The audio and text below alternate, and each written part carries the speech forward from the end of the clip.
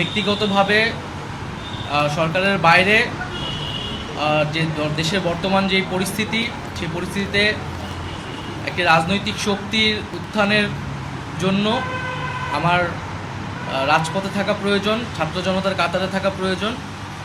এবং আমরা যে গণতান্ত্রিক পরিবর্তনের আকাঙ্ক্ষা করি, সেই আকাঙ্ক্ষার জন্য এবং আমার যে গণ অভ্যুত্থানে যে ছাত্র জনতা অংশগ্রহণ করেছে সেই শক্তিকে সংহত করতে আমি মনে করেছি যে আমার সরকারের থেকে আমার সরকারের বাইরে রাজপথে আমার ভূমিকা বেশি হবে। এবং আমার বাইরে যারা আমাদের সহযোদ্ধা রয়েছেন তারাও এটি চান, এবং সেই প্রেক্ষিতে আমি মূলত আজকে পদত্যাগপত্র জমা দিয়েছি। গত 6 মাসে আমি আমার জায়গা থেকে চেষ্টা করেছি কাজ করে যাওয়ার। 2টি মন্ত্রণালয়ের বাইরেও অনেক অতিরিক্ত দায়িত্ব আমাদের পালন করতে হয়েছে। আমরা চেষ্টা করেছি এবং মন্ত্রণালয়গুলোতেও আমরা কিছু কাজ করেছি। সেই কাজের ফলাফল হয়তো সামনে জনগণ পাবে। 6 মাস খুবই কম সময়, তারপরও আমি চেষ্টা করেছি আমার কাজ আর ফলাফল সেটা জনগণ মূল্যায়ন করবে। তো আজকে থেকে মূলত আমি সরকারের আর কোনো দায়িত্বে নেই, এটি মূলত বলার জন্য আপনাদেরকে আজকে আমরা 3টা কোশ্চেন নিব।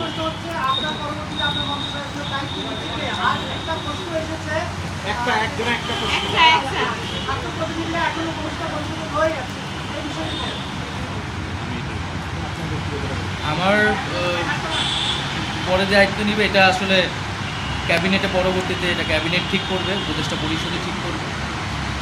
আর আমি আমার জায়গা থেকে মনে করেছি আমার বাইরে প্রয়োজন, বাট এখনও আমাদের গণ অভ্যুত্থানের আকাঙ্ক্ষা তো বাস্তবায়িত হয়নি। বিচার এবং সংস্কারের যে প্রতিশ্রুতি নিয়ে এই সরকার গঠিত হয়েছিল, ছাত্ররা এসেছিল, সেই প্রতিশ্রুতি পূরণে অন্য যে 2 জন রয়েছে তারা মনে করছে তাদের সরকারে এখনও দায়িত্ব রয়েছে, তারা এখনও সরকারে থেকেই জনগণকে সার্ভ করবে।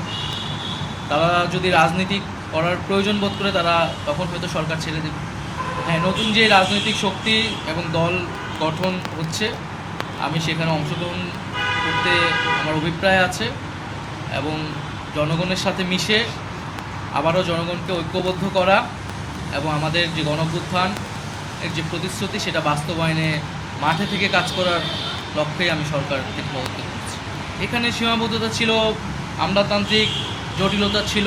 আমরা এসে এই ব্যুরোক্রেসিকে যেভাবে পেয়েছি, এখানে পুলিশ যে তার আত্মবিশ্বাসের ঘাটতি হয়েছে আন্দোলনের পরে, এবং একই সাথে এখানে এই জুলাই গণহত্যাকারীদের, জুলাইয়ের যারা গণহত্যাকারী তাদেরকে গ্রেফতারের বিষয়টা, বিচারের বিষয়টা, সেই বিষয়ে আমাদের কিছু সীমাবদ্ধতা থাকা সত্ত্বেও আমরা কাজ করেছি। আমি জনপ্রশাসন কমিটির একটা দায়িত্বে 2 সপ্তাহের মতো ছিলাম। 2 সপ্তাহের মিটিংয়ে আমরা সিদ্ধান্ত নিয়েছি যে যারা 18 সালের ডিসি ছিল এবং দুর্নীতির সাথে জড়িত ছিল তাদেরকে সরানোর ব্যবস্থা, এরকম কিছু উদ্যোগ আমরা নিয়েছি। এবং আমি আশা করব যে অন্তর্বর্তীকালীন সরকার সামনের দিনগুলোতে জনগণের যে আকাঙ্ক্ষা, গণঅভ্যুত্থানের যে আকাঙ্ক্ষা, সেই আকাঙ্ক্ষা বাস্তবায়নে তারা সচেষ্ট হবে এবং দেশের যে আইন শৃঙ্খলা পরিস্থিতি, সেই আইন শৃঙ্খলা পরিস্থিতি এবং দ্রব্যমূল্য নিরসনে তারা সফলতা দেখাতে পারে।